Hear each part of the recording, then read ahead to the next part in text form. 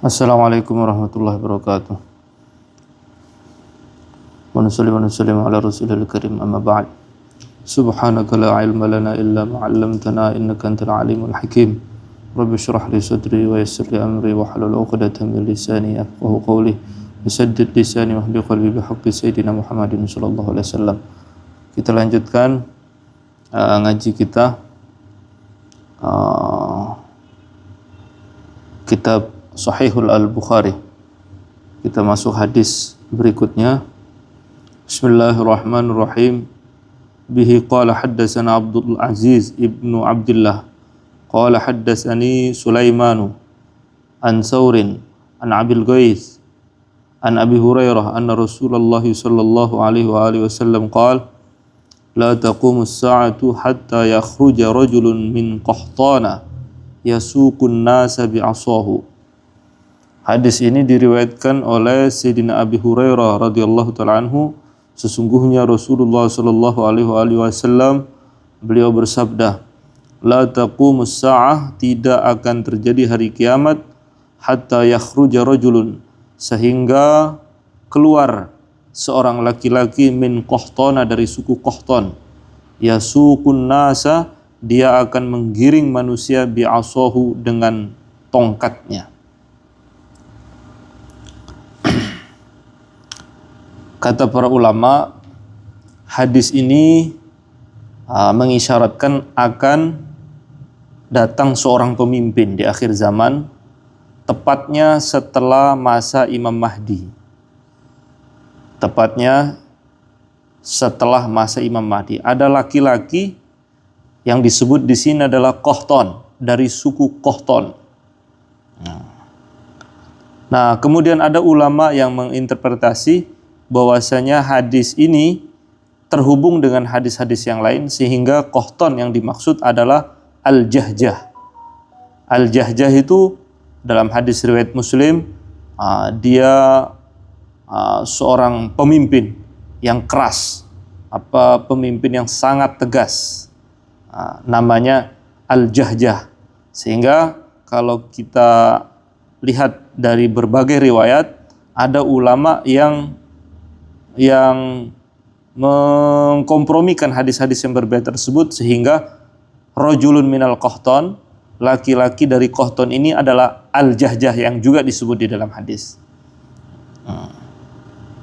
Jadi sifat kepemimpinannya ini disebut di dalam hadis yang telah kita baca, bahwasanya Qahtan ini dia akan menggiring manusia dengan tongkatnya. Ini adalah satu ungkapan yang mengandung kinayah.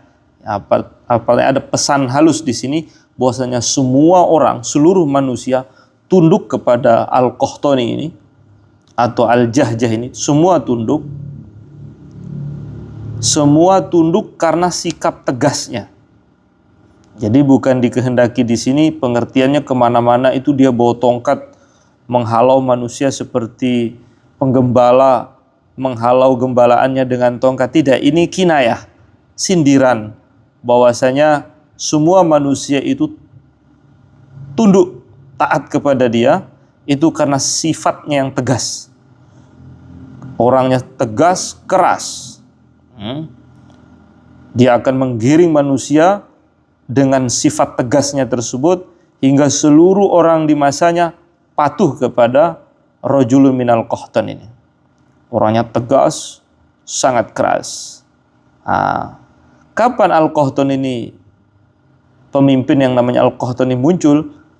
Sebagian ulama mengatakan dia akan keluar ba'dal Mahdi, selepas Imam Mahdi wafat.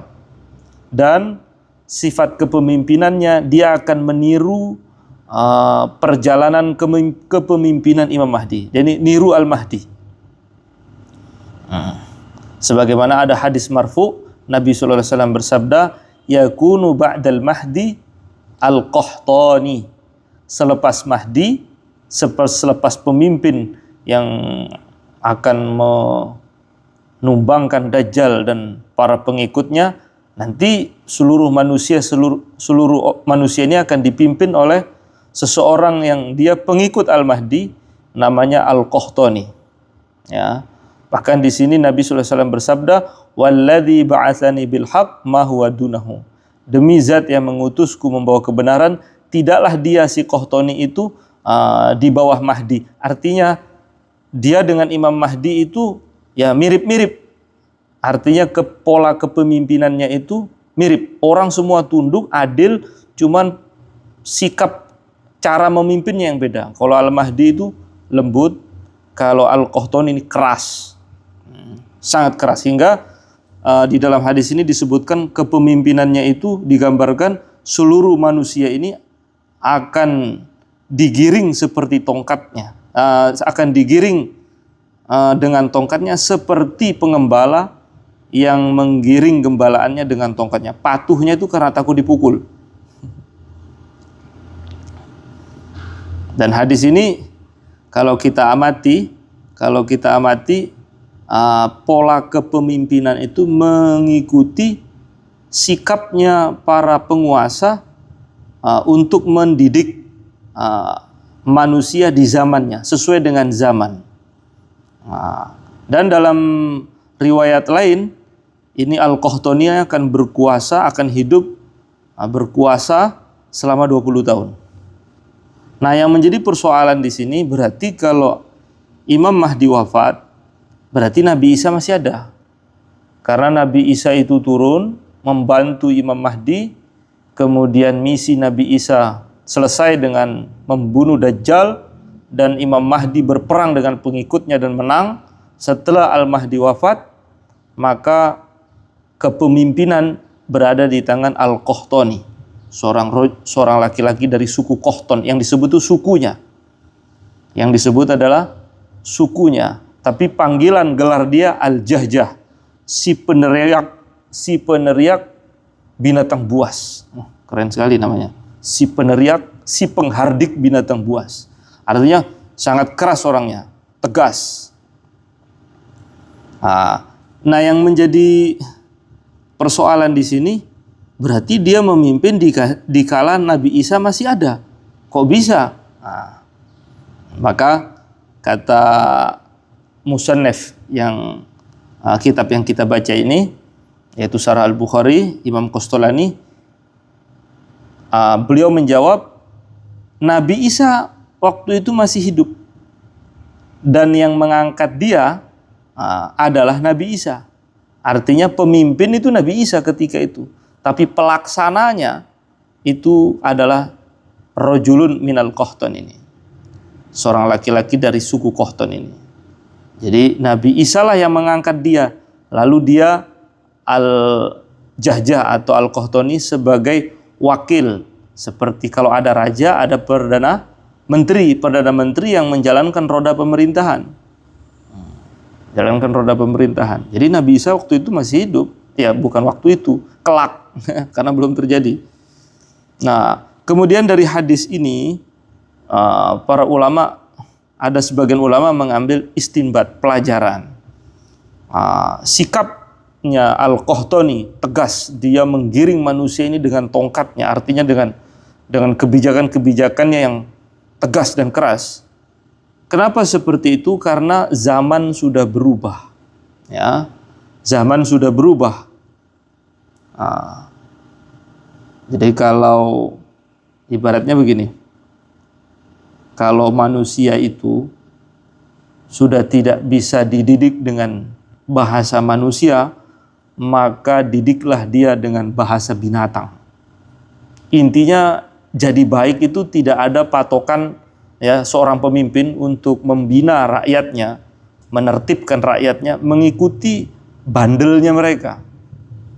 Ya, Bani Israel itu bandel sekali. Ya.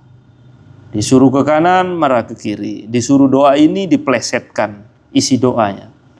Kalau sedang dipimpin Nabi Musa, nanti mengeluh, ya Nabi Allah, engkau ini terlalu keras, tegas.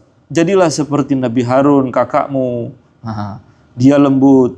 Kata Nabi Musa, ya sudah, Nabi Harun, ini urus nih Bani Israel. Nanti pas Nabi Harun ini nggak tegas, terlalu lembut. Nabi Musa tuh jelas, tegas. Jadi bandel dia. Hingga didatangkan didatangkan kepada Bani Israil sosok Nabi yang betul-betul sesuai dengan tabiat mereka. Maka kalau kita melihat para nabi, mulai zaman Nabi Nuh ya, sampai zaman Nabi Isa, kita melihat keadaan mereka berbeda-beda. Ada yang penguasa, ada seorang nabi sekaligus dia raja seperti Nabi Sulaiman dan Nabi Daud. Ada seperti Nabi Ayub. Nabi Ayub itu dia pemimpin rohani seluruh manusia di zamannya. Namun beliau itu ditinggal oleh anak dan istrinya karena kemiskinan dan karena sakit-sakitan. Tapi tetap panutan. Ada yang seperti Nabi Idris, profesinya penjahit. Ada yang Nabi Nuh, arsitek kapal. Ada yang seperti Nabi Daud, ahli pembuat baju perang. Ada macam-macam. Nabi itu bermacam-macam profesi, keadaannya, bagaimana ma'isyah mereka di dunia. Tapi mereka itu semua utusan Allah. Misinya semua sama, walaupun profesi dan gayanya berbeda-beda. Mengikuti zamannya, mengikuti keadaan umatnya ketika itu. Maka sangat tidak bijaksana kalau kita menuntut seorang pemimpin itu seperti mau kita. Harusnya dia itu memimpin tuh begini. Oh enggak, pemimpin yang harus membaca kita. Ini karakter umat sesuai dengan zaman sekarang ini mau diapakan. Maka dari hadis yang kita baca ini, ulama mengambil istinbat pola kepemimpinan lembut itu di era Al-Mahdi.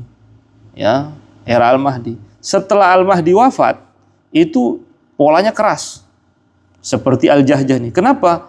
Karena orangnya sudah, mental orang yang dipimpin itu sudah lain.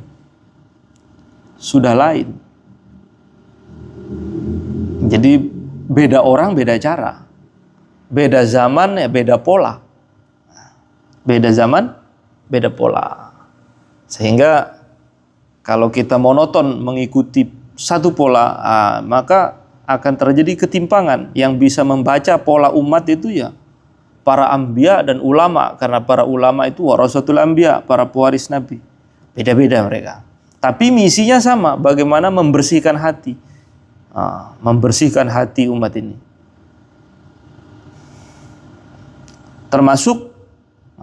Termasuk di sini umumnya pemimpin itu orang Quraisy. Sebagaimana Nabi SAW bersabda, a'immah minal Quraisy. Pemimpin itu mesti dari Quraisy.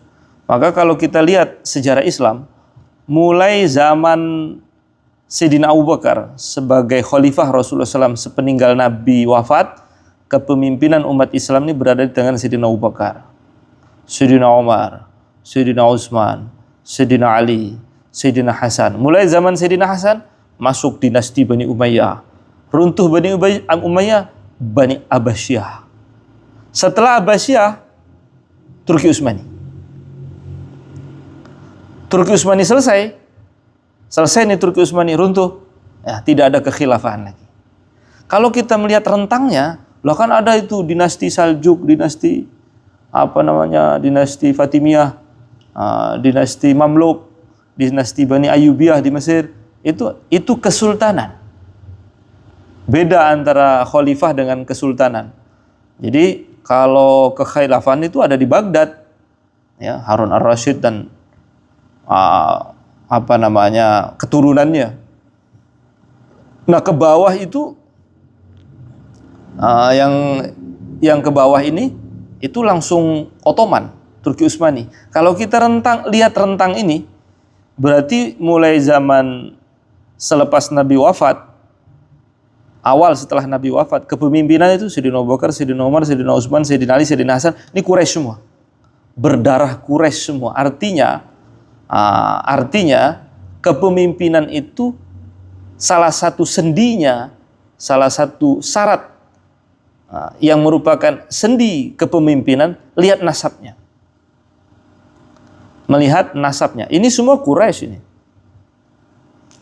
Dinasti Bani Umayyah semuanya Quraisy. Karena Bani Umayyah itu Quraisy.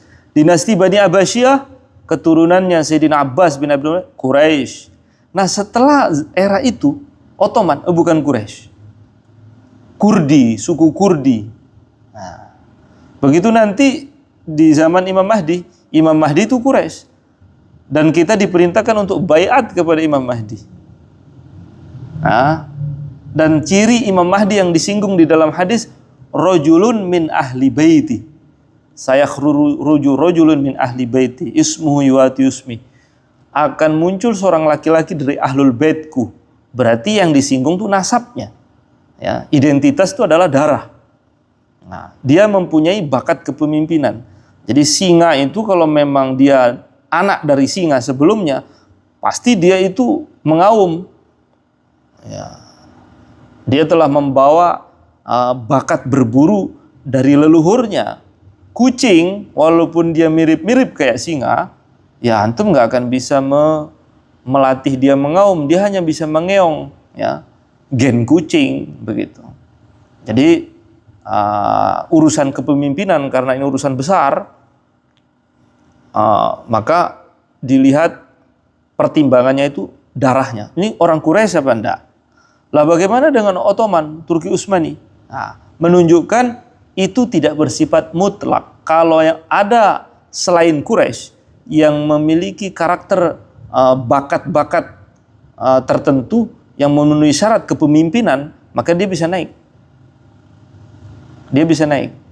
Sehingga guru saya ketika menjelaskan hadis a'immah minal Quraisy, pemimpin itu harus berdarah Quraisy. Maksudnya di antara umat ini orang yang memiliki potensi untuk memimpin yaitu orang yang berdarah Quraisy. Lah kalau ada orang berdarah Quraisy tapi dia nggak alim atau dia tidak memenuhi syarat dari sisi lain yang dituntut di dalam syariat, maka dia nggak boleh jadi pemimpin. Modal darah saja tanpa didukung oleh syarat-syarat yang lain seperti kealimannya, ketegasan keberaniannya, imannya, itu tidak boleh. Sehingga darah ini bisa kalah kalau tidak punya ilmu mental pemimpin. Lah kalau sekarang ilmu kepemimpinan memenuhi syarat dari saya, tapi nasab tidak ada, itu bisa naik. Seperti kepemimpinan kekhilafan Ottoman. Nanti akan terjadi di akhir zaman. Al-Mahdi itu Quraisy, Ahlul Bait. Namun setelah Al-Mahdi yang memimpin itu Qahtan, menunjukkan dia bukan Quraisy. Maka yang disinggung di sini Nabi menyebutkan kepemimpinan setelah Imam Mahdi bukan disebut namanya di sini, tapi yang disebut adalah sukunya, darahnya. Al-Qahtan, rajulun minal Qahtan itu suku. Al-Qahtan ini bukan Quraisy. Nah, di sini menunjukkan in hadzal rajula laisa min Quraisy alladziina fihim al-khilafah. Laki-laki yang menjadi pemimpin setelah Al-Mahdi ini dia bukan orang Quraisy yang pada umumnya kepemimpinan umat Islam selalu berada di tangan suku Quraisy. Mengapa kok dia bisa jadi pemimpin? Karena fitnah zaman dan berubahnya keadaan ketika itu. Makanya kalau kita lihat dinasti kekhilafahan Muslim, mulai dari Khulafaur Rasyidin, Bani Umayyah, Abbasiyah, ya, kemudian terakhir Ottoman, kemudian runtuh. Ya, ini rentang ini semua Quraisy semua kecuali Turki Utsmani. Insyaallah. Jadi kalau keadaan berubah, pola kepemimpinan, kebijakan berbeda, itu sebenarnya ngikuti zaman. Kita lihat zaman Sayyidina Abu Bakar. Zaman Sayyidina Abu Bakar sangat tegas urusan kebijakan, urusan yang sifatnya fundamental. Sayyidina Abu Bakar itu sangat lembut, sangat penyayang. Bahkan Nabi SAW bersabda, arhamu ummati bi ummati Abu Bakar. Orang yang paling sayang dengan umatku di kalangan umatku Abu Bakar. Lembut. Tapi kalau sudah kaitannya dengan agama, hukum-hukum, tegas sekali. Tegas sekali, sampai slogannya itu terkenal sampai detik ini. Ayung qasuddin wa ana hayy fala. Apakah agama akan dikurangi sementara saya masih hidup? Tidak. Maka beliau pernah mengatakan, orang dulu ketika zaman Nabi zakat unta itu lengkap dengan talinya, kok di zaman saya kok nggak pakai tali? Berarti sudah beda dengan zaman Nabi, aku akan perangi mereka. Beliau lembut karena itu karakternya dan wataknya. Tapi kalau sudah kaitan dengan hukum Islam, tegas sekali. Lah ganti setelah itu di zamannya Sayyidina Umar. Sayyidina Umar terkenal dengan keadilan, sifat tegasnya. Ya, tidak bisa dimonopoli Sayyidina Umar. Sehingga ada sahabat mensifati Sayyidina Umar, aqal min ayyuqal, ya, terlalu cerdik, ya, untuk dibuat makar dan licik, ya. Kita mau ngelabui dikit itu sudah ketahuan, kan, cerdas sekali, tegas. Hingga di era Sayyidina Umar ibn al-Khattab, Islam itu wibawa sekali dengan sifat ketegasannya. Sehingga raja-raja yang ada di luar, Eropa, Romawi, disebut saja nama Sayyidina Umar di depan mereka itu keringat dingin. Tegas. Era Sayyidina Utsman itu silaturahmi. Beliau itu terkenal dengan sifat pemalunya, longgar. Zaman Sayyidina Ali, ya, zaman Sayyidina Ali mengumpulkan semua yang ada di keistimewaan yang sebelumnya. Beliau ya lembut, ya beliau ya tegas, ya beliau semua lengkap Sayyidina Ali. Karena tantangan yang dihadapi oleh Sayyidina Ali bin Abi Thalib itu umat sudah berbeda. Maka Sayyidina Ali mengatakan, aku ini melihat orang-orang sekarang, aku kepingin mengajak mereka ini kepada akhirat, tapi mereka pinginnya dunia. Hingga terjadi pemberontakan-pemberontakan, orang-orang yang tidak patuh di zaman Sayyidina Ali. Itu kan yang bisa menghadapi era itu ini hanya Sayyidina Ali bin Abi Thalib. Nah, makanya mereka beda-beda. Ini ilmu kepemimpinan, ya. Nah, dulu sebelum era yang kita kenal sekarang, era demokrasi, sistem kenegaraannya itu pemerintahan presidensil, ya, pada umumnya, ya. Itu monarki semua itu. Monarki semua. Era monarki selesai, sekarang masuk ke zaman parlementer begini. Nanti setelah ini Al-Mahdi muncul. Jadi polanya berbeda karena zaman dan karakter umatnya berbeda. Kemudian hadis berikutnya kita baca babu khurujin nar, bab keluarnya api. Wa qala Anasun, Sayyidina Anas mengatakan, qala Nabi sallallahu alaihi wasallam, awwalu asyratis sa'ah, pertama kali tanda-tanda hari kiamat itu adalah narun, munculnya api, tahsyurun nasa, yang akan menggiring manusia minal masyriqi ilal maghrib, dari timur menuju barat. Itu tanda hari kiamat yang pertama. Bihi qala haddatsana Abul Yaman qala akhbarana Syu'aibun an Az-Zuhri qala Sa'id bin al-Musayyab akhbarani Abu Hurairah anna Rasulullah sallallahu alaihi wasallam qala la taqumus sa'a hatta takhruja narun min ardil Hijaz tudiu a'naqal ibli bi Busra. Hadis ini diriwayatkan oleh Sayyidina Abu Hurairah, Rasulullah SAW bersabda, tidak akan terjadi hari kiamat sehingga ada api yang keluar dari negeri Hijaz, ya, Mekah, Madinah, wilayah Hijaz itu. Akan keluar api dari negeri Hijaz. Yang saking besarnya api itu, tudiu akan menerangi, kilauannya itu akan tampak. A'naqal ibil, di leher-leher unta, di Busra, yang ada di kota Busra. Kota Busra itu kota yang ada di Syam. Bayangkan saja, Syam, Hijaz, jauh sekali, berarti besar sekali apinya. Nah, terkait hadis ini, seakan-akan ini tanda hari kiamat pertama. Berarti sudah terjadi. Iya. Kapan? Pada abad ke-7. Pada abad ke-7. Ini sudah terjadi. Kata para ulama, ini sudah terjadi. Api itu keluar dari Mekah, kemudian kayak lahar begitu, kemudian berhenti, tidak sampai masuk Madinah karena keberkahan Rasulullah, kata ulama. mendingin di situ, kemudian menyebar itu dan besar sekali hingga ada saksi-saksi mata yang mereka itu sedang safar di Basra, di Busra, itu mereka melihat ada keliuan cahaya di waktu malam yang menyinari, menerangi leher unta mereka. Ternyata itu bertepatan dengan hari keluarnya api yang ada di Hijaz. Dan ini kata para ulama dimungkinkan, bahkan kemungkinannya besar ini sudah terjadi. Jadi intinya begini, semua apa yang disabdakan Nabi tentang tanda-tanda hari kiamat itu pasti terjadi. Nah, hikmahnya kita belajar Kitabul Fitan, membaca hadis-hadis Nabi tentang tanda-tanda hari kiamat, supaya iman kita tuh semakin kuat, iman kepada Nabi. Maka tanda hari kiamat, asyratus sa'ah, ini dibagi dua. Ada alamatus sugro, ada alamatul kubro. Ada tanda kecil, ada tanda besar. Tanda besarnya di start mulai kapan? Tanda besar. Nah, tanda besarnya itu di hadis yang akan kita baca, yaitu akan muncul gunung emas di sungai Efrat dan akan terjadi pertempuran besar-besaran, seluruh dunia merebut emas tersebut. Setelah itu baru Imam Mahdi muncul.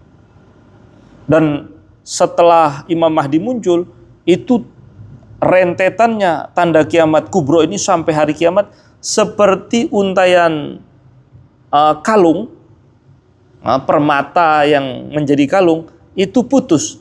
Nah, maka bulir-bulir permatanya itu akan berurutan keluarnya. Deg. Nah, pokoknya tandai kalau sudah ada gunung emas di Sungai Efrat di Irak sekarang, berarti itu start tanda kiamat besar dan akan menyusul tanda berikutnya, dan rentangnya tuh pendek seperti kalung permata yang putus. Nah, bulir-bulirnya itu akan terlepas dari untaiannya itu berurutan. Deg. Nah, kalau tanda kiamat sugro yang kecil ini terpencar-pencar seperti yang kita baca tadi, ini sudah terjadi ketika abad ke-7 Hijriah, ya, 700 tahun selepas Nabi wafat. Dan semua apa yang terjadi itu sudah apa yang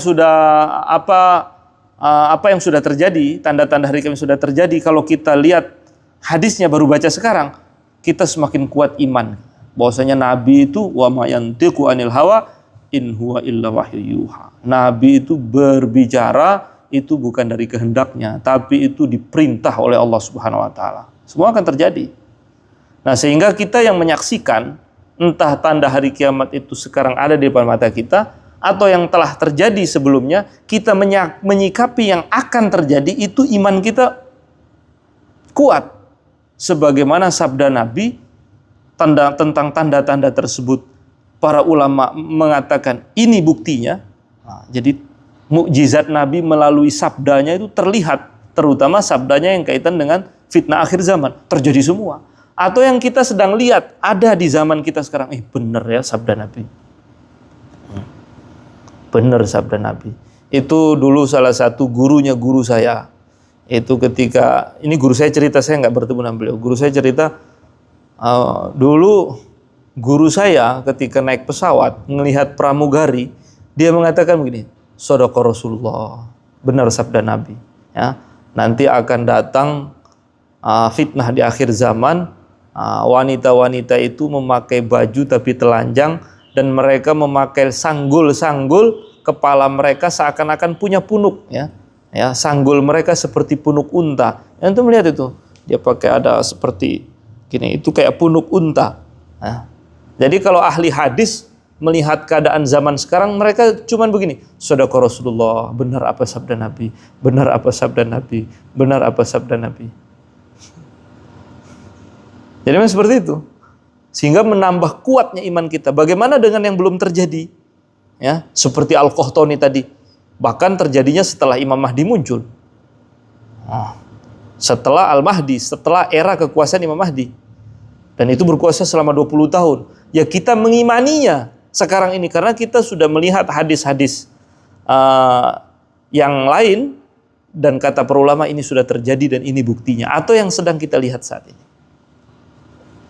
Jadi arahnya belajar kitab Fitan ini menguatkan iman. Wallahu taala alam bisawab. Al-Fatihah. A'udzubillahi minasyaitonir rajim. Bismillahirrahmanirrahim.